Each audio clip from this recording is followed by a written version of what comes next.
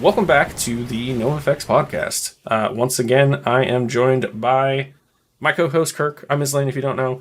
We're back with another episode that is similar to one we did 2 episodes back, I believe. Anyhow, we're doing another deck tech because, it performed pretty well. It seems like people were interested in hearing more about the ins and outs of decks, why we built them, all that good stuff, rather than just going on and on about lists. You know, if we were, doing this podcast maybe 10 years ago-ish, there would only be like 3-4 sets a year, so we'd only be doing set reviews that many times. Instead, we're doing them every other episode, it seems. So obviously that's right. content. Content is still good. I still like talking about the stuff because we do seem to highlight cards that other people that are doing the same sort of content don't. So, that's cool. It's more stuff for other people to consider. But anyways, this time I'm going to be the guy that kind of gets this introduction done and then ask some questions about that guy's deck. Because, after we did the one for me, I had said, next time we do this, didn't think it was going to be so soon, but we said, next time you'll do one, you pick a list that you want to feature and we'll go. Well, then this guy built a list and it way outperformed what anybody probably would have imagined. He holds the channel's record for most wins in a single episode/stream. So, yeah, it seemed worth featuring and talking about, and it's also from the newest set. We've already talked about it in the set review a little bit, and we kind of sort of knew what it did, but now Kirk has definitely got a lot more experience playing it and winning with it and all that good stuff. So we're going to just jump right in. We don't have any housekeeping, I don't believe, so right into the deck tech. So this one is Kirk's deck that is Stella Lee, the Wildcard. Just in case you are not aware, Stella Lee, the Wildcard, is a 2/4 legendary creature human rogue that costs 1 generic blue and a red. And it says, whenever you cast your second spell each turn, exile the top card of your library. Until the end of your next turn, you may play that card. So it's impulsive draw that sticks around for at least a turn cycle. And then she can be tapped, and you can copy target instant or sorcery spell you control. You can choose new targets for the copy, and you can only activate this if you've cast 3 or more spells this turn. Meaning, cast a spell, cast a second spell, you get the third spell from exile, cast that, copy it, whatever the case may be. So that's the commander, and then I've got some kind of pointed questions here that we'll ask. The deck, prior to us even talking about it, was kind of hyped up by the community. I saw it on Twitter and Reddit and other places. People were talking about it. People were excited. It was hyped up, so to speak. Besides like the FOMO or just wanting to build the thing because everybody wants to build the thing, why were you drawn to building this in the first place? The biggest draw for me, I love Izzet. Izzet has always been one of my favorite color pairings. I love blue, I love red. It's got I was a Merfolk player back in the day when I was playing Legacy a lot. It's kind of that tempo control spell slinger style that I absolutely love. Just something about it.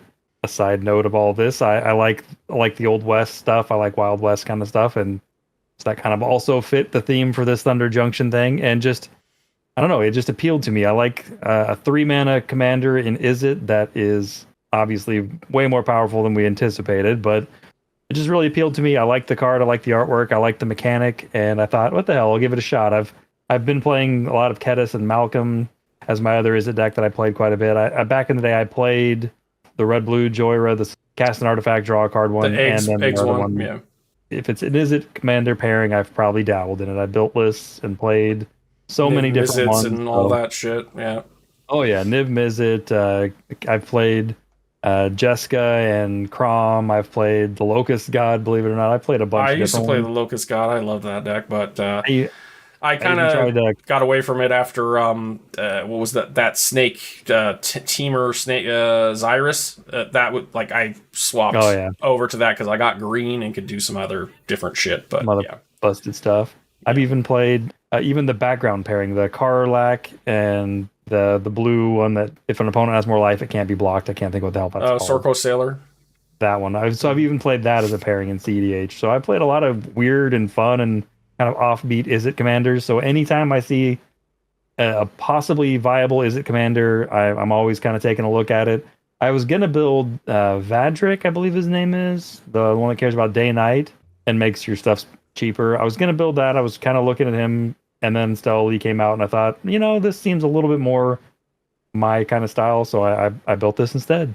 I know the answer to this, but would you say that this is more? You already said, or alluded to it being spell slinger, so having counter spells and other things. But would you say this is more focused, like a turbo combo, or more like mid range, or more control, or maybe has the ability to pivot between the two? It can certainly pivot because you're playing blue, so you have counter magic, but it definitely skews more in the turbo lane than it does any of the rest, which is not really my style. I'm not usually a turbo player, no. But I am having a blast playing this, and it really comes down to I'm not an Adnaz player. I love Adnaz. I play it in decks. It's just I don't ever gravitate toward Adnaz decks. That's just not really my style. And part of that kind of might lean itself to the fact that for, I don't even know, the better part of 9 years of playing just casual EDH, I would always power down decks just to make sure that I was on the same level as all my playing group. And just I loved finding janky, weird combos to win with. So I was always maybe avoiding the super busted spells during that time. So then when I started kind of taking the training wheels off and just letting my deck building and deck playing go wild and do whatever I want, go wild. I just always have gravitated toward, I like mid-range more than I do Storm, but I like Izzet. And the nice thing about Stella Lee when compared to like a Kirk and a Sakashima style deck is no random bullshit. While your turns can be a little bit longer than, your average. Anytime you're playing a Storm type turn, you're going to be taking a little bit of time, obviously. But it's not like you're reviewing a card off of an assault of an Adnaz and losing life and then deciding to continue, or flipping a coin. You're right. Literally, when you get to the combos for this, you're literally like just drawing cards. Draw a card. There's take an action, draw a card, take an action, draw a card. So right. Even the Storm turns of it are relatively fast. Also not super complicated to resolve. They can get a little bit that way depending on the board state, but that's what I like about it. It's a very straightforward combo. It's not hard for your opponents to understand what's going on when you explain it to them, which is also kind of nice. And it wins, which is also great. Well, I mean, that was my next question, which I guess that's the tagline. So I was going to say, what's the tagline? How would you sell someone on this deck? And it wins. That's all you got to say, right? But I mean, to that point, so you're saying it's kind of more leaning towards turboing into your combo, but does have obviously counterspell backup and things. You're not in white though, so you don't have, silence or grand abolish or anything else. Is there anything that you can do besides holding up counter magic to like kind of protect your combo if you do get there faster than other people, or you're worried about the guy that's got the Ristic or Mystic or whatever that's going to draw cards off what you're doing? So there's a couple of different areas I want to answer on that one. So number one, to bluntly answer the question, there's two things you can do to pseudo protect your combo. One, I do currently play Defense Grid, although it is something I'm considering chopping. We'll see. It's risky, but it also, if you are going to win, it just lets you win, right? Yep. You cast it, your opponent has to. Well, unless they have a fuck ton of mana, like I guess maybe they can get an answer in, so it isn't complete silence, but it's the best thing you can get at when you're not in white, I guess. Yep, and there are Boseijus and Otawaras and whatnot, but It definitely is one of those, you cast it and your opponents look at it pretty hard on the stack and think, I have two options here. I either have to have the shitloads of mana, one of the channel cards to stop me, or they have to counter it, or they have to try and kill my commander in response. So those are kind of their avenues of options. So the reason I'm actually, it's on the fence of whether I'm going to keep it or not, is Stella Lee is a combo deck that can win at instant speed extremely easily. That's the other thing. You can pseudo protect your combo by going off over the top of another player's combo. Some decks like Magda, for instance, is very famous about being able to combo off on top of an opponent's combo attempt to win. And this can do a very Magda-esque impersonation of that. It can very easily win over the top end of another opponent. So, yeah, I mean, somebody casts an Adnaz, and then next player goes, well, I'm going to counter that, puts the counterspell on the stack, so Adnaz is leaving, and there's a counterspell gone, and then you're like, I'm just going to do my thing now. Wham, bam. Yep. Yeah. Decks that can do that are great. I mean, that is one of the strengths of Adnaz lists, is that it is an instant, and you can do it at somebody's end step, and then sculpt a perfect 7 to win, or, at least have a Final Fortune in your hand to take another turn, blah, blah, blah. And there aren't a lot of decks that you can do the instant speed win. because a lot of creatures that have activated abilities say activate only as a sorcery. Now, granted, she does have that clause of 3 or more spells in the turn, but obviously you can cast instants, and there's dumb shit that's a 1 mana cantrip, and then another 1 mana cantrip. You get your fucking exile card, you cast it, you start copying, bam, bam, done and done, or you get your trigger for that, and then cast your mystical tutor or whatever to put what you need on top to then go for a win. So yeah, there's some lines. I mean, I know I've seen the deck more than I like as far as being able to win and not being able to do shit about it. So, and I think this is something that's relevant for anybody that's going up against this deck. Now, obviously, Kirk's list is going to be potentially a little bit different than anybody else's, but I would suggest if you're going into a pod, that guy's going to be playing Stella, probably run some stacks, rule of laws, or damping sphere even. Anything that can keep it from just going ham is going to help you. Now, granted, I know stacks has kind of gone out of favor a bit, but decks like these and, new commanders getting printed all the time, Modern Horizons 3 is coming, it's probably going to have some busted shit. The pendulum goes back and forth. We had Turbo Ad Nauseous like crazy, and then stacks started coming in, and then it's mid-range kind of combated stacks. It's rock, paper, scissors, really. And now we're right in the mid-range thing right now, but Turbo may start making a comeback, which means stacks makes more of a comeback, and then, mid-range falls out of favor, blah, blah, blah. So knowing your meta and your pod composition, I mean, obviously, most of the time when you sit down at a table, you don't know what everybody's playing until they flip it, or they say, this is what I'm playing, but I've already said, again, if I know that Kirk's going to be playing this shit, I'm playing a stacks deck. This is all there is to it. One other, to address another piece of your question earlier as well, the other beauty of this versus a lot of other Storm decks, like a Karkin, Sakashima, or even Adnaz decks, etc., when you attempt to combo off to win, oftentimes you're playing 3 spells and then either attempting to win or drawing the majority of your library, casting nothing else. So I have played this into Rhystic Studies and Mystic Remora decks where, they're playing that and they're thinking, the typical Storm deck mindset against those is, shit, I have to remove that or they're going to just draw an immense amount of counter magic to be able to prevent my win attempt at the end of this, all right? Or because I'm not in white, I don't have a Silence, I don't have a Grand Abolisher, etc. Yep. This deck, because you only have to literally cast 3 spells to then be able to activate Stella Lee, you can easily either pay for Rhystic Studies or play around Rhystic Study, or just go into it, jam into it. If you give them 2 cards, 1 card, your odds of them drawing what they need aren't much different than if you started the turn and they draw none. I mean, certainly 1 card, 2 card drawn is more than none, but that's the nice thing. You're not casting an astronomical shit ton of cards to then try and go for the win. And if you get to the point where you've cast your 3rd spell, and then you can start activating Stella Lee, and they're not able to respond to stop you at that point, you've either won because you've cast one of your win cons that doesn't require any other actions other than copying it forever, or you can draw your deck and then you will draw enough free counter magic, free interaction that it doesn't matter what the hell they're holding, you're going to be able to power through it. I'm looking at the list and you're not on like Isorev, which doesn't necessarily make sense for the deck as I know it, but I don't recall, even though I've played against it a bit, do you have ways to make infinite mana to where you could potentially pay for the Mystics, Rhystics, and all that shit? So one of the gross things about Stella Lee, and one of the reasons you don't need ISO Rev in the deck, even though I am playing Dramatic Reversal. So Isochron Scepter, for those that don't know, and if you don't know, I don't know why you're listening to our podcast, but if you don't know, it's a 2-mana spell, an artifact. It enters the battlefield, you exile an instant or sorcery with CMC 2 or less. I think it's instant, maybe not even sorcery. Instant, it's CMC both, 2 or less. I believe. I think it's both. Anyway, either way, you tap 2 mana, colorless mana, tap it, or 2 generic mana, doesn't have to be colors. 2 generic, tap it, cast the spell that's exiled, right? If in theory you need mana rocks that can produce 3 mana rocks dorks that can produce 3 to then be able to tap and untap those, blah blah blah, and you go crazy, you get your infinite mana, do your thing. It is only an instant, to be clear, which makes sense because it's got it's an artifact with no summoning sickness or timing restrictions, so it should be an instant. With Stella Lee, you need 1 artifact that can produce mana, preferably mana of any color, like red or blue in this instance.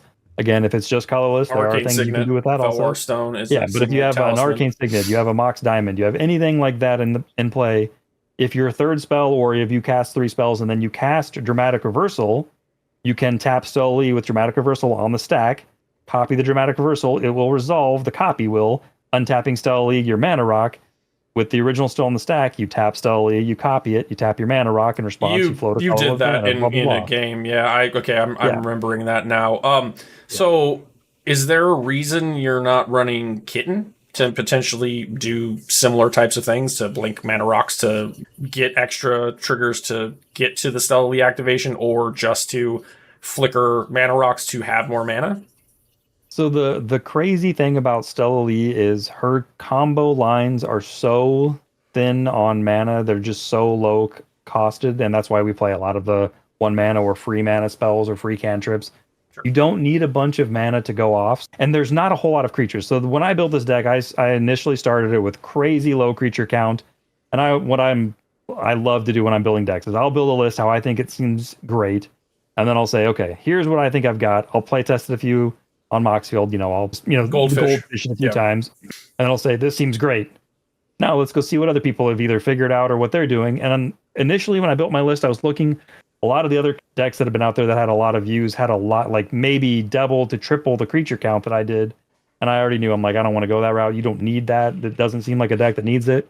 I mean, this could be built in a mid-range sort of sense or control sort of sense. Some people might also lean into the impulsive draw and like that as an ability, for card advantage. But yeah, I see where, at least knowing the way your deck works to a certain degree, I see where I agree with the way you're doing it. Although I might run a few more creatures, I can see an argument for Kitten, but it's hard because you don't get 3 fairy, and I don't know if there's any other options in these colors. But if nothing else, you can at least cast a spell and flicker Dockside and get more shit. You don't really need a lot of mana to go off. Pause there for 1 second. The next question I had was, what were the deck strengths? And we basically have covered most of them. It can win at instant speed. It's pretty resilient. You can just decide to draw half your deck and then just sit on it and, play control or whatever until you're ready to actually win. Now, what would you consider maybe some of the weaknesses? Because, like, for instance, I'm seeing this as a weakness. You've built the deck in a way, in a lot of turbo decks, unless you're kind of like doing the farm thing with Timna and Bruce, or Timna Jeska, or Timna Rograk, or even some of my other Adnaz decks are like Crom Tevesh, where it's just like, it is a turbo Nas list, but it's also, I can pivot into, I have 2 draw engines in the command zone, and I'm just going to grind it out until I find my tutors and I find my wins.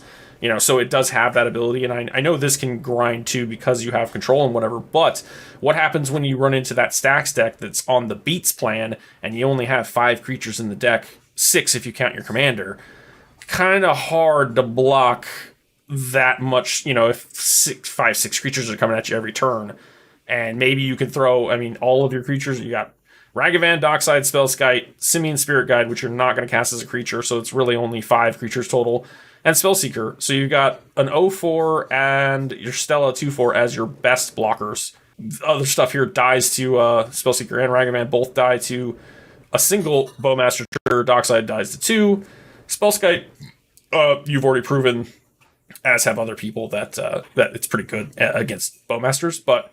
So the question stands. I see that as a potential weakness. You can answer how you feel that you combat that, but then also if there's any other weaknesses you found in your playtesting. So the way to combat that particular scenario that you're talking about, it's twofold. It's you go faster than they can develop a board that's beats turbo, the crap out of you that's going to win. I also said, if we're going to play, a Yasharn, or like Joey's Sisay, the green-white one, or any my Sithis, my Minx, like a lot of decks that I play just incidentally play a lot of Hate Bears or play Rule of Laws. You have that sort of scenario where they stop you from being able to turbo and then can kill you. So, obviously you have counter spells and removal and stuff, but continue. So much to unpack there.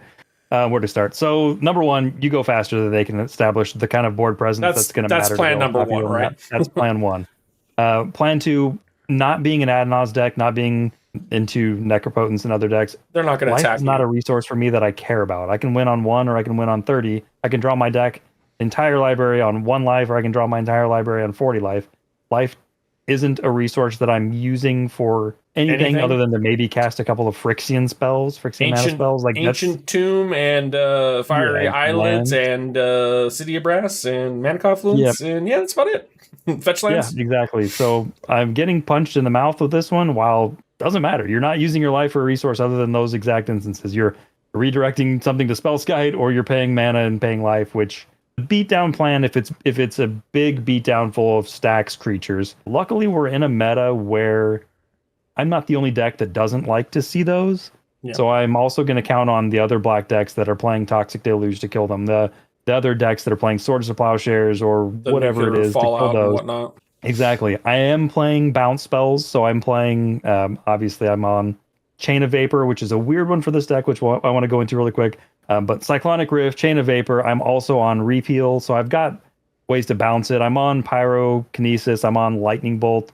A lot of the removal for this, and one of the weaknesses for this deck, is it's a commander-centric deck, so Drannith Magistrate needs to die.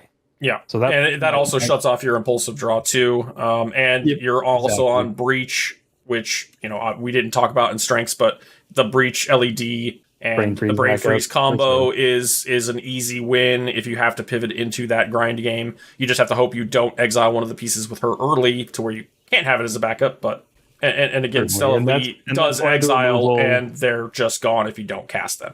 Was my point. And again, though, we're in a world where if somebody else is playing a Drannith, my opponents are probably trying to kill it just as much as I am, which is great. Yeah. And my commander costing 3 mana, she does usually come down by turn 2. And 4-but mana rock that we 4-but is huge because we played a game recently where Bowmasters went at it and just couldn't get there because there just wasn't enough people drawing enough cards to hit the 4. If you can get her a ping on her or whatever and then have a bolt, great. And then otherwise, obviously there's swords and other, black removal spells that just straight kill it. But so another resilience and another strength for the deck is if I'm attempting to combo off and somebody's trying to stop my combo, not by countering one of the spells I'm casting that I'm trying to copy, but by trying to remove Stella, I do play multiple cheap or free untap spells. For instance, the two that that are going to look weird to a lot of people that haven't played this type of deck before. Tidal Bore, it's 1 blue and 1, it's an instant. You may return an island you control to its owner's hand rather than paying its mana cost. Tap or untap target creature. So if I'm attempting to combo off, I tap Stella Lee to copy the third spell on my stack, which we'll get into what those are. Mm-hmm. Somebody attempts to kill Stella Lee in response, I can cast this to untap Stella Lee and go over the top of their trying to kill her. Yeah. There's another one that's Shore Up. It's in the deck. It's 1 blue mana. Target creature you control gets +1/+1, gains hexproof until end turn, untap it.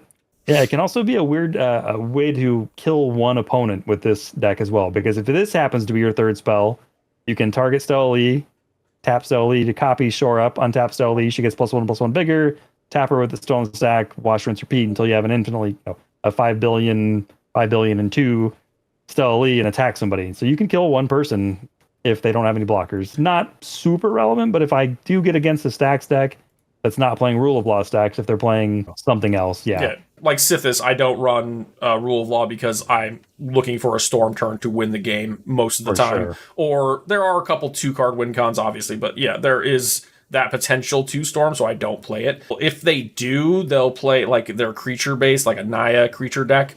They'll play Deafening Silence because they don't give a fuck because they're going to play creatures and just win that way, but it also turns off the turbo deck. So yeah, I'd say Rule of Law and Drannith are definitely the biggest things that hate on this deck. I brought up the combat thing as a potential weakness. You've already kind of answered how you can kind of get around that. Is there anything else that you, outside of, losing to hard stacks, like back to basics maybe? I mean, you're on one of each basic, which, back to basic, that could still hurt. Obviously, Oof and other artifact hate, the Dismantler and Blind Obedience, all those types of things can hurt, but those aren't like hard stops. Those kind of aren't affecting me nearly as bad as they are most of my opponents. Now, also Blood Moon doesn't hurt you too bad because you're on red. So yeah, Curse Totem hurts a little bit, taking away my creature abilities. So Curse Totem, I'm not a big fan of. But isn't there a creature version of Curse Totem? There's Linvala and Dragon. Yeah. But again, those both cost 4 mana, and they're not going to be most likely in their command zone.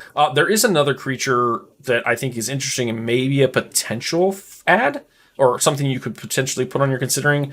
It's that Kitesail Larcenist, I believe it is. Came out in a couple sets back, and it's basically the Grasp of Fate, but it's a creature and it's got flash, I believe. If I see a rise in stacks decks in general, it's definitely something to consider. Right now, it was just a thing I thought of that's an answer for that particular problem, and it's not something that's really available otherwise in your colors. They just gave us one of the strongest rule of laws they've ever printed, and I still have yet to run into that card out in the wild playing. Because Boros, 50 man. plus. I put it in my Winota list because that runs all the rule of laws it can, and that's great. But all of my other rule of law decks are not on red. I like stacks. I enjoy playing stacks. I think it's a fun thing to, kind of combat some things. But again, it's kind of fallen out of favor, and mid-range doesn't give a fuck about stacks. They're just like, yeah, cool. I will play a thing, pass, and then I will, and I will just Thracios activation and with my Seaborn Muse out and not give a fuck. So yeah, I mean, or eventually they get to the point where they're like Hullbreaker Horror, cast a spell, bounce your rule log, do their thing, and polymorph and whatever. Absolutely. Yeah. So some of the bounce spells that are pretty cool in this, like Chain of Vapor, and to some extent, and also Repeal, are awesome because, as we all know, Chain of Vapor can be removal for your opponent's scary permanent, or bounce your dockside. Land, and yeah, you can bounce your dockside, exactly. But the great thing about Chain of Vapor and Repeal in this deck, Repeal is 1 blue and X, bounce target spell or target permanent, non-land permanent, CMC X or less, I think, to its owner's hand and draw a card. A lot of times I'm going to be targeting one of my own 0-drop mana rocks or 1-drop mana rocks, bounce those to hand, play those, boom, that's my second spell for the turn, so I get my Stella Lee trigger to exile the top card of my library, which is hopefully just the value piece at that point because I've got the win in hand or whatever. So, and I mean, your curve is pretty low. You're on 1.4. I mean, I've seen quite a few Adnos lists that are, even some of my own, that are lower, like 1.2 or whatever, but that's still pretty low. Total mana value of the deck is 142. So I mean, that's not keeping bad. in mind I'm playing Seagate Restoration, which is a doesn't drop. count, right? Yep, I'm playing the Lorien Revealed, which I have cast in this deck multiple times and even copied, believe it or not, but it's in there to be a 1-mana cycle for an island. So if you need it, yeah. You've got forces and Mindbreak Traps and Force of Negations and things that are, sure, they're castable, but they're typically free. Pyrokinesis is a 6-drop. It's typically free. So this is another one where the 142, if you cast every spell in the deck, you're probably not paying anywhere near that. So yeah, it's probably closer to like 100, 110 maybe. Before we move on to the next question, is there any other specific weakness that you found for an estimate? Like, how many games do you think you've played with it so far? I can tell you exactly. I played, I think it's 24 games with her so far. So far with this deck, I am 12 and 24. So I'm 12 wins out of 24 games. So I'm 50% win rate with it, which it's fallen amazing. A lot. Last week I went on a bad tear of losing. Before that, it was even more ridiculous than that, believe it or not. Yeah. So. No, I mean, I know, because I saw you do a lot. Speaking of, I mean, it's not really spoilers because the video's been out for over a week now, but we did, it is actually featured on this deck list, which will be in the show notes here. And also I will link to the video that we played a couple weeks back. Kirk played this list and just absolutely shit all over us and won 3 games in a row, which again is the record. So we'll link to that video as well, so you can kind of see what it can do. Again, it wins. So like, what more do you need to say? Just to put a button or a bow on this this question before we move on to the next. Any other particular things where you're like, a blatant weakness that maybe you feel you shore up a little bit? There are 2 weaknesses as well that we haven't talked about. One of them is definitely a weakness because of the intended win con of the deck, and that's Bowmasters. Granted, I play specific cards for that, like even in my Grasping Dunes, my land spot is there because Bowmasters exists. What is Grasping Dunes? Grasping Dune is a colorless mana. It comes into play untapped. It's a land desert. Taps for colorless. You can pay 1 and tap and sack it. Put a -1/-1 counter on target creature. Activate as a sorcery only. That is fucking sweet anti-Bowmaster tech right there. Right? Because effing Bowmasters. I mean, sucks that you're not in colors that really can tutor for that. I mean, I guess you could run Expedition Map if you really wanted to, which you probably don't, but that is a way you could do it. But even that just being in other decks where you could potentially just crop rot for it to get rid of the Bowmaster or whatever, that's pretty spicy. It's not bad. There's also the red land. I can't think of what it's called. Not Cephalid Coliseum. That's the Barbarian Ring. Yeah, where you can pay a red threshold and damage. Yeah, it taps for a red and deals a damage or 2. I think it's damage to you, and then when you have threshold, you can sack it to ping something for 2. There's also the black one, Cabal Pit, I believe, that gives a -2. Yep. Yeah. But in this deck, I've considered playing Barbarian Ring, but I have been surprised with how well I can win over the top of a Bowmaster. Another weakness for this deck a little bit can be Shieldred, because you see that seeing more play now in like Talion decks and other stuff. But again, I can win over the top of all of those triggers, which we can get to. You also said earlier too about, the Ristics and the Mystics and things that you can potentially make infinite mana to not care. Even with those, with not even making infinite mana, I mean, if I'm only giving them, if I'm winning, I might be casting somewhere in the neighborhood of 6 cards after I've drawn my deck after playing 3, probably. So I probably have counter magic to combat whatever 3 cards I give them. But anyway, go on. You would hope. All right. My next question we have kind of already addressed a little bit, but we'll just ask it anyway, so you can give me kind of a cut and dry answer. You said that you brewed it initially, and then you started looking around and you saw some differences. So do you think that your list differs much from what the quote unquote average Stella Lee deck list would be? I think the more I've looked at them now, because I just looked before we started this podcast just to kind of see, we've all kind of settled out to, I don't know, they're probably all within 15-ish cards of each other. And all kind of leaning towards the turbo, like you've seen less of the mid-range. I mean, there are definitely ones that are slightly skewed more toward mid-range, but it seems like a lot of them are skewing more toward the turbo route, for sure. Okay. I guess that kind of leads me into another question. You could be on Imposter Mech, but also why are you just not on clones? It's a good question. The reason I'm not, I think all of our win cons really don't use creatures for anything.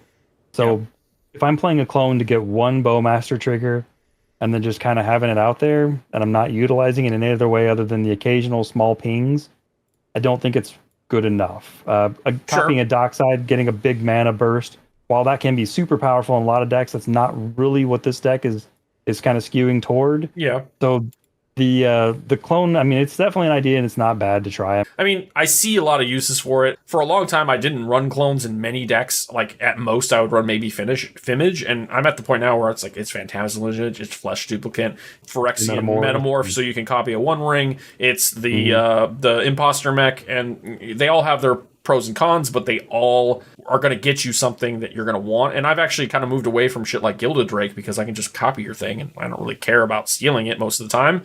Phyrexian Metamorph is one I've considered, just because copying a One Ring is pretty busted. Addressing Bowmaster specifically, playing the removal I play is there so I can kill it if I know it. And if I suspect an opponent has it, the play is to try and combo off, leaving at least 1 blue and 1 mana of any color available. Because if I can do that, and I'm comboing off and they flash in a Bowmaster, I can just win over the top of every single one of their triggers on the stack, so I don't care, because of Dramatic Reversal. Phyrexian Metamorph is definitely something I've considered.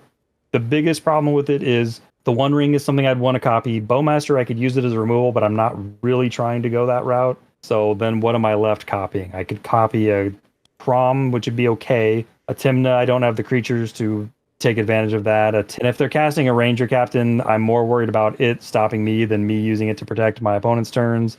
Sure. If they've cast a Grand Abolisher, we're probably already dead. You know how it goes. Sure. So I see your point. Yeah, it's not necessarily something that you want. The only thing I might, like you said, the Metamorph might be worth, because it does keep your count up for your Opal. And also the Imposter Mech could be a thing like that too. But yeah, it doesn't seem necessary. It was just a thing that I thought of while we were talking here. There's no wrong way to build this. There are wrong cards to leave out, but there are no wrong cards to add. Well, speaking of wrong cards to leave out, let's move into combo lines, because the rest of my questions kind of are more subjective, I guess. So yeah, like combo lines. So we already know you want to have Stella Lee on the battlefield as early as possible. Usually, you want to either have some sort of protection in your hand or a defense grid to protect yourself if you can. If not, well, you can just try to jam it over the top. We've already talked about you can do shit on instant speed. And go for it. You did describe Dramatic Reversal, how that can potentially win, though you can be more specific now if you like. But then there are a number of other kind of weird random cards that you don't really see played in this format that just happen to do a thing here. So first one, the one that we saw you win the most with, or I've seen you win the most with, and also I know a couple other people that are playing this deck, and they've also beat me with this particular card. It's Twisted Fealty. So it's a 2 generic and a red sorcery. It says gain control of target creature until end of turn. Untap that creature. It gets haste until end of turn. Then you create a Wicked Roll token attached to up to one target creature. And basically that's an enchantment aura that gives the creature +1/+1. And if it's removed, all your opponents lose a life. And rolls also have the weird clause that if you have a roll on a creature and then you try to put another roll on it, the first roll is removed. So you can see where you can already repeat this to kill the table.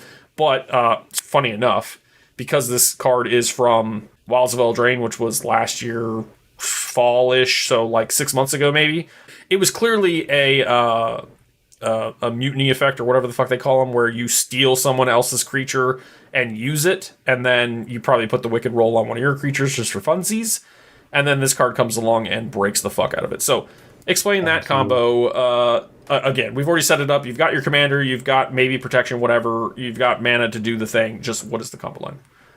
Yep. So the combo line is as long as it is your third spell or you've cast 3 other spells prior to casting it.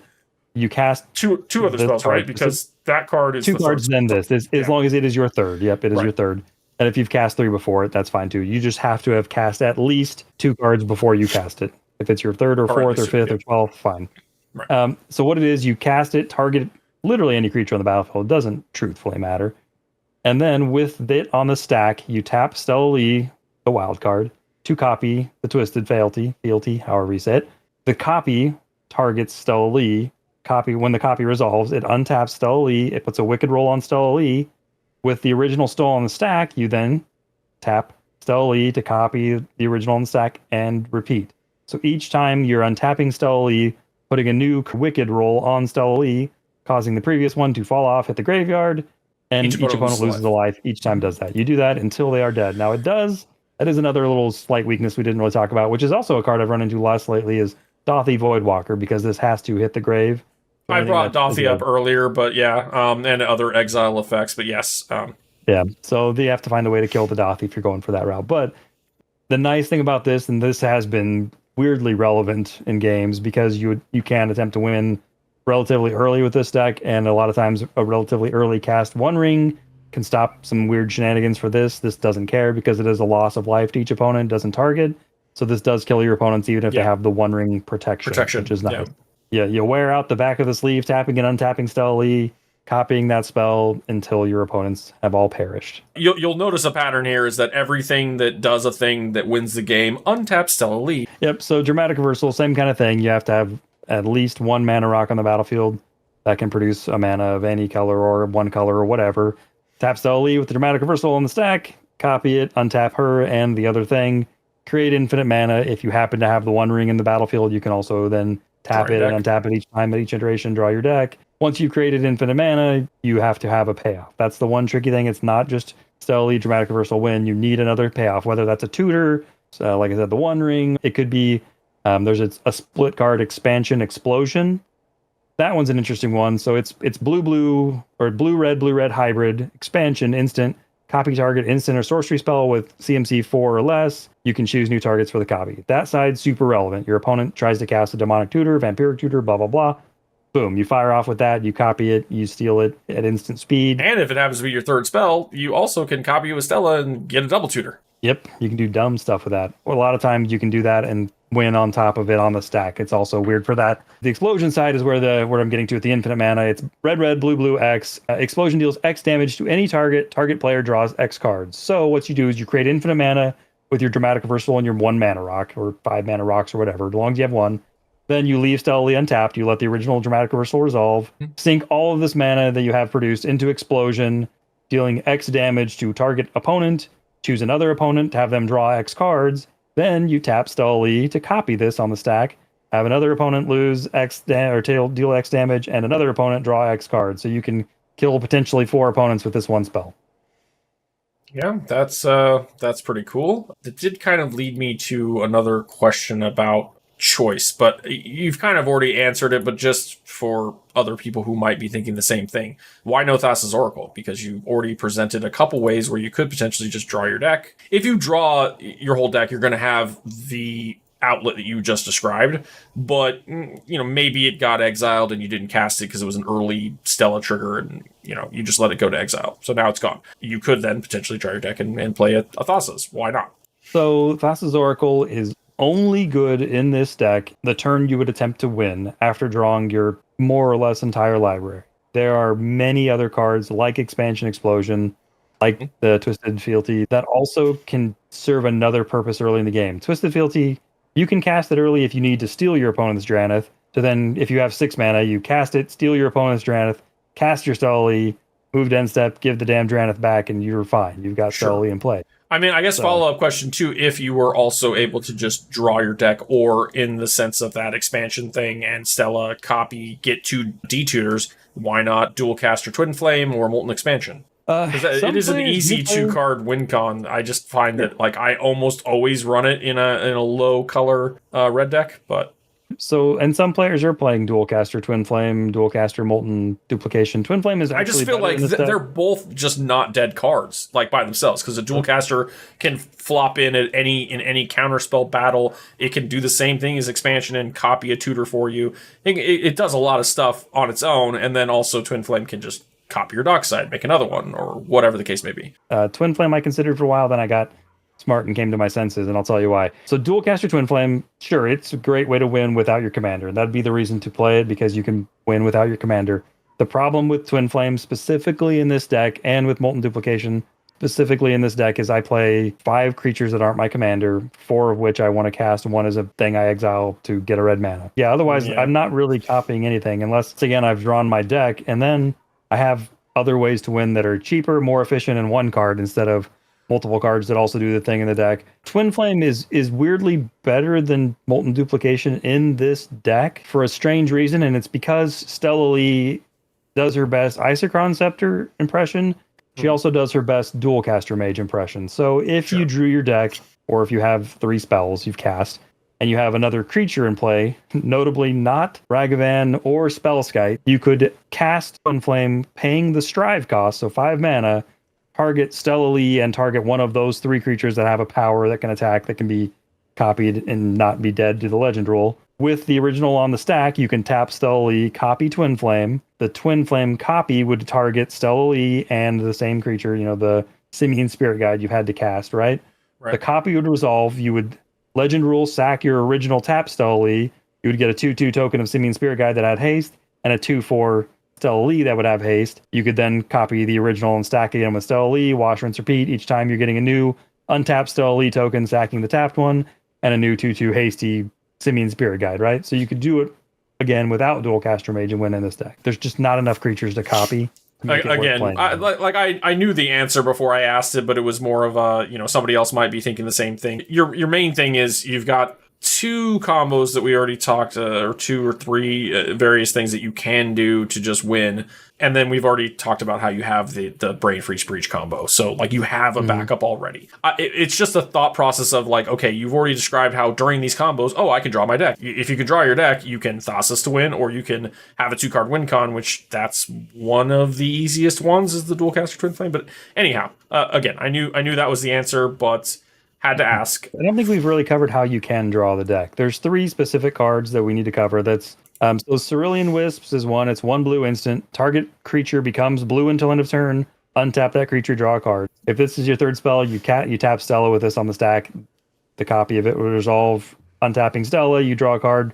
Wash, rinse, repeat. With the original on the stack, you keep drawing, leaving at least 1 card in your library, so when the original goes off, you don't draw yourself out and lose. You've got Refocus is the 2 mana one. It's 1 blue and 1, untap target creature, draw a card. There you go. And then you have Twitch is the 3 mana one. It's 1 blue and 2, may tap or untap target artifact, creature, or land, draw a card. So that one, if you cast Twitch, you want to target an artifact or a land of yourself, so that way when you get through comboing off, you have an extra mana open. And plus, if you have to tap Stella to copy an early Wheel of Fortune or something, which is weird, but you can cast a Wheel of Fortune, tap Stella Lee to copy it, draw 7 when the first copy resolves. If you drew an instant that untaps Stella in the middle of that, you can cast it and go off. You also notably are running Time Twister, which is smart, because if you do get into one of these loops and somehow your shit gets stopped, or you've already exiled pieces that are critical and you just don't have anymore, you can now Time Twister everything back into your deck because maybe your Breach is gone and you don't have the ability to get them out of your graveyard. So I also play Finale of Promise, so I can cast Twisted Fealty from the grave with Finale of Promise is another way to kind of get it back and win over the top. Underworld Breach is a really interesting one with Brain Freeze in this. So if you breach and Brain Freeze, for those that don't know how it works, you target yourself with the Brain Freeze, mill a bunch of cards. All you have to do is cast your Lion's Eye Diamond, stack it, produce 3 red, cast your Twisted Fealty from the grave, targeting Stella, and go ham. So there you go. You can win that way. All of this was leading me to another question where I was going to ask why you weren't playing Final Fortune, but I see it in the list. So you are in Final Fortune. Really? You're not on any of the other extra turn spells, which I understand because they're all fucking expensive and you're trying to keep a low curve. But I guess the question would be, instead of why aren't you on it, why are you on it? Because, again, most of the things that you've already described, it's all going to happen on your turn. Why would you need a Final Fortune to take another turn? Outside of you cast the thing and it got countered and maybe you have Breach in your hand or you've got a gamble to where you could tutor for the Breach or whatever. I can see scenarios why you would want it, but like, what was your reasoning? So the biggest reason I want it is, one, it's great counter bait if it's your second card.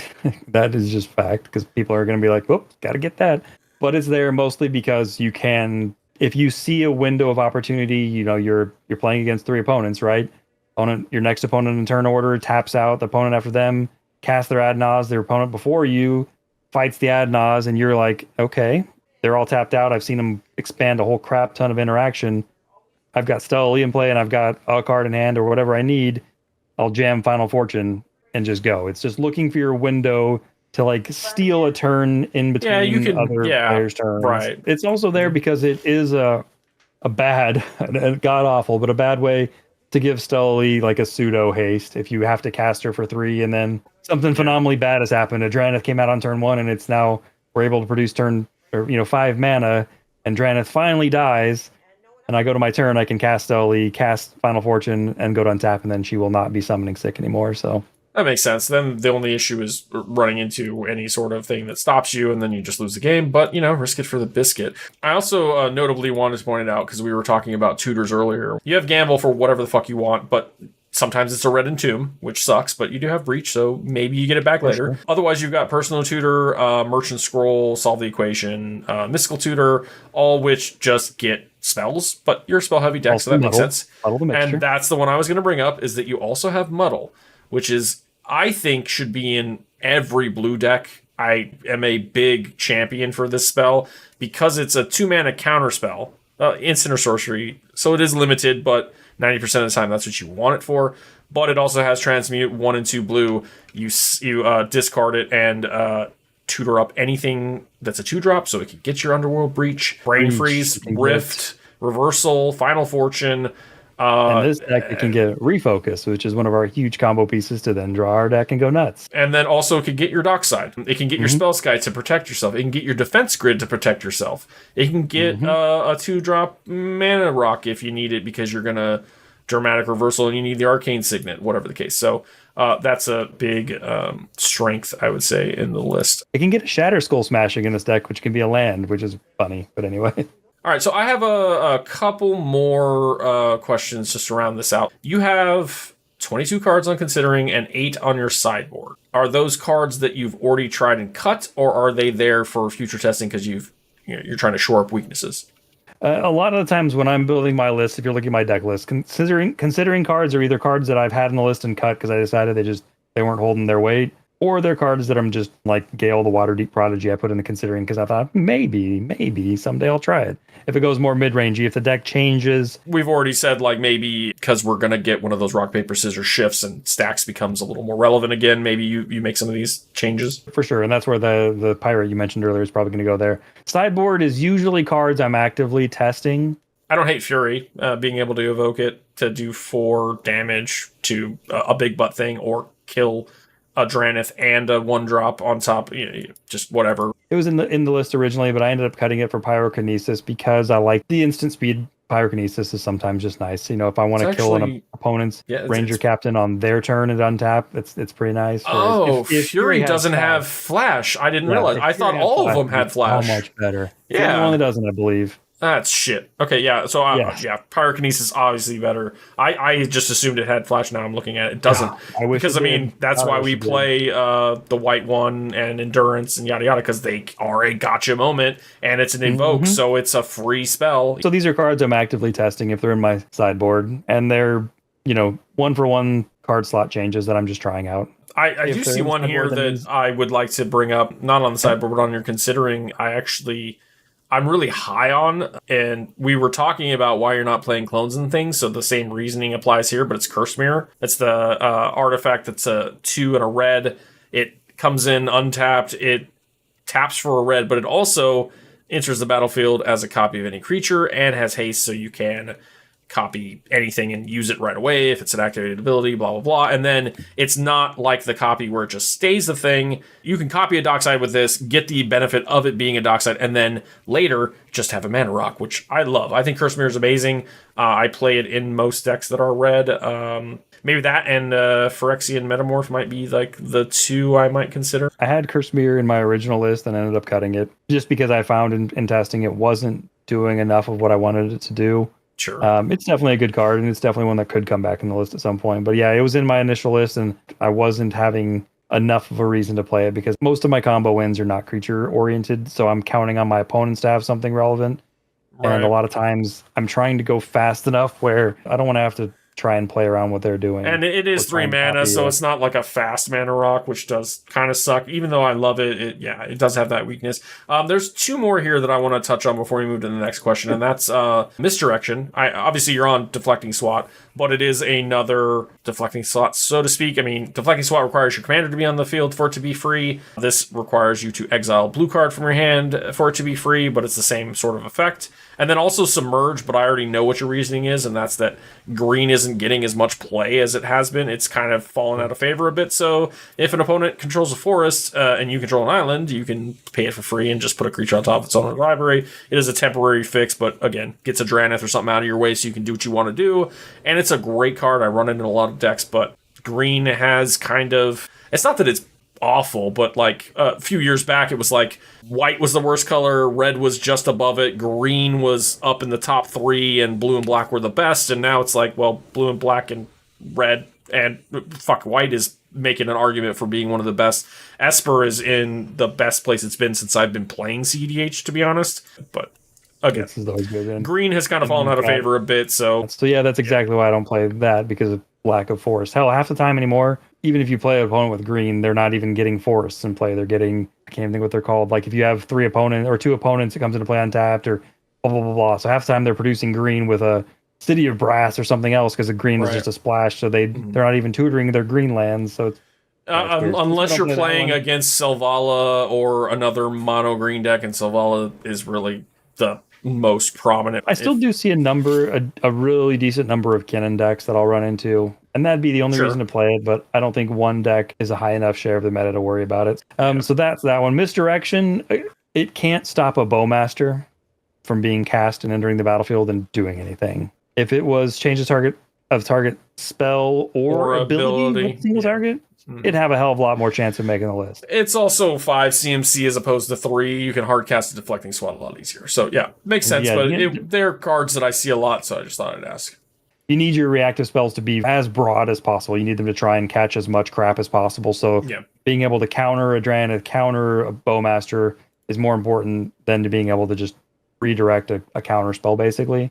So, is this something that you might plan on trying to maybe submit to the database? Or if nothing else, something that you might... Because I've looked at a number of your lists, and a lot of times it's just like, these are the combos, and that's all you write. Maybe a more fleshed out primer. Just, something to kind of, put your mark on the format, provide more information for people, that sort of thing. I'll probably do a little more in-depth primer on this than I would some, because I am really enjoying the hell out of playing it. I mean, to be fair, we kind of just did the primer, so I guess you could just put this video on the fucking thing. I'll link this video in the comments, everybody, so you'll see it again. There you go. Yeah, I don't know. I have never submitted anything to the decklist database. I probably won't this one either. It's a great resource, but it is what it is. Obviously, this is kind of answering a lot of the questions and whatever, but we're not going over every single card, and there may be more things you would extrapolate on if you were writing it down.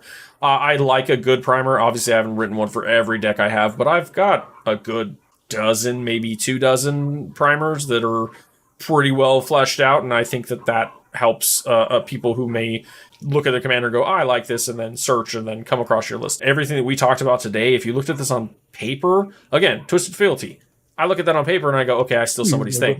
You don't even know that is a winning card and something you should be looking for or mulliganing for or tutoring for without somebody telling you that if you haven't played the deck. And you're eloquent enough that I think you could probably get a pretty good primer. Last final question, and then I'll let you have any closing final thoughts. But where does this deck rank among your favorites in recent memory? I know you have a fuck ton of decks, so I'm not going to try and have you say, like, this is my 25th favorite deck out of 3,000. But, you know, out of the last, 6 months to a year, out of the decks that you've built, be it for our streams or just for fun, whatever the case may be, like, where does this rank? Is this kind of like one of your favorites? Is it kind of middling? Like, where are you at? It's, if not my favorite, it's easily in the top 4. So full disclosure, I was going to play in a CDH tournament last weekend. I was late to sign up. It capped. Stuff happens. Life goes on.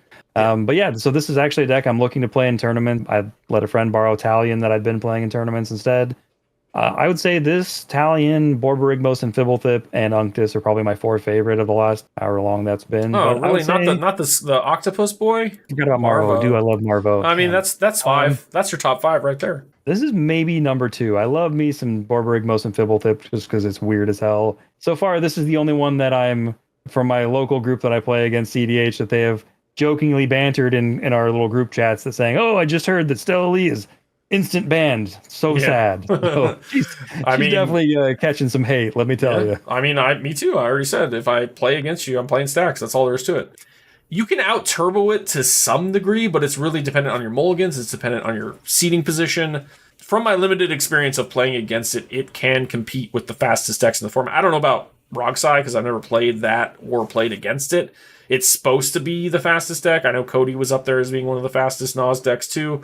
I don't know if it competes with both of those like evenly, but it's right up there. And it's surprising for being Izzet too, because like prior to this, like Izzet has always been kind of a, yes, you have counter spells, yes, you have some removal, yes, you have some tutors, you have a little bit of everything, but like it's always been very dependent on, well, I guess this is too. It's always very dependent on the commander. You need your Joyra out to do your eggs, to draw shit, or you need your Malcolm and your Kedis out to make all the treasures.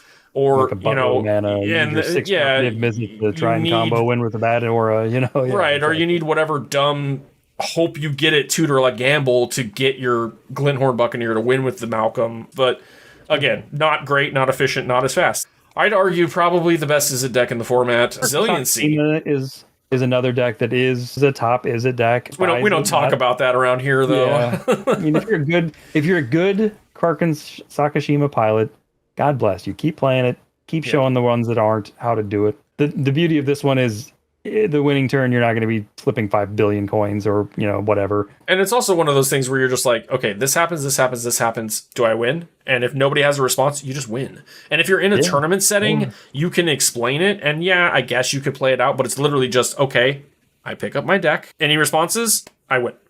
Done. It's not that whole, I have to see if this resolves or it goes to my hand, or with the Joyras and things where it's like, okay, I play all these things, I'm playing solitaire for 15 minutes and then I don't get to a win, yada yada. And I mean, Adnaz and some of the other strategies like that have those same issues where you can take a lot of time being in the tank on Adnaz because you've drawn 20 cards and you consider, do I want to draw one more? Then you get to the point where you stop, you put all those cards in your hand and you go, fuck, what do I do? And then trying to work your way through it because you have so many options, and most decks have a number of winning lines, so it's just finding where your line is. But I feel like if you have any sort of practice, like I can run through an Adnaz and go into a Final Fortune or whatever pretty quickly. Most people can. Although, this is still just going to be faster because you're just like, okay, this happens, I win. Or you get stopped.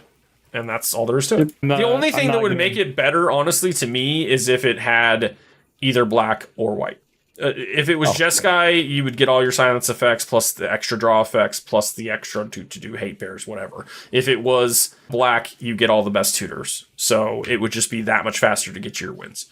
This is a weird one where the black actually would not help it as much as the white, I don't think, because if you cast Personal Tutor to find Twisted Fealty, or if you cast Mystical Tutor to find Twisted Fealty or one of the, Cerulean Wisp, blah, blah, blah, blah.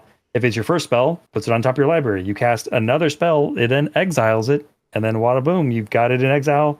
You can cast it with Stella Lee as your third spell and wins. So that's why I definitely think white with like a Grand Abolisher and a Silence. If you could give me a Silence and a Grand Abolisher, oh boy, it'd be great. I guess you could also be running the Malevolent Hermit. You can also run Conqueror's Flail. There's some other stuff I could be trying. But closing thoughts. I mean, I have no more questions for you. I think the deck's great. I have enjoyed talking about it. I think that, again, it's going to show some results in tournaments and whatnot. And if nothing else, it's going to wreck a lot of LGSs and other things because people are going to not know what's happening.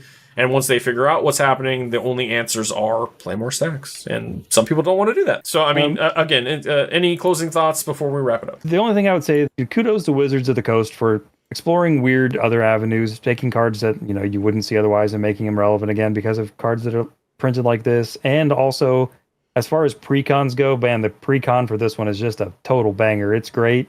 You could add, we were talking before the podcast, you could probably add 10 cards to the precon and put up a decent showing in a CDH pod, which is pretty nuts. Good design space, and let's keep cranking up the power of those precons so that we can just keep having fun and doing weird shit. Okay, well, that pretty much wraps things up here. Again, I will add links to the deck list and to the video where Kirk won a bunch, and Kirk's probably going to put this on his deck list so that you can see this if you want to know more. Maybe he'll write a primer, maybe not. Otherwise, yeah, thanks for bringing the list, building the list, playing the list, making me a believer, and that's really it. We'll be back in a while, whenever. We're not really on any sort of set schedule. We try to be bi-weekly, but, life happens. So otherwise, you guys have a good evening, rest of your day, whatever the case may be. Don't forget, like, comment, subscribe. Comments especially. I like having some feedback from the audience so that we can talk about it at the beginning of shows. We did it for a while, but we've not really had much for a while. So again, if you like the deck, have any comments, maybe cards you might suggest, things that maybe Kirk didn't think about, let us know, and we'll get back to you in a future episode. Also, if there's a deck you've seen us play on the channel, or you've seen out there that we've played before, or that you're just interested in, let us know. We can definitely do more deck techs if anyone wants to hear them. I think one that I'd really like to talk about in the future soonish is Zur, just because of how much of a resurgence he's had because of the printing of cards in Esper that are fucking busted and good in the last year or so. So yeah, obviously we're still going to keep with the set reviews, and we still have that one last listicle thing for the lands. So I've already got show notes ready to go. We just got to knock it out. So again, thank you all for watching and or listening if you're on Spotify, and we'll see you guys soon. Have a good day, evening, night, month, week, year, eternity. See ya. Take care.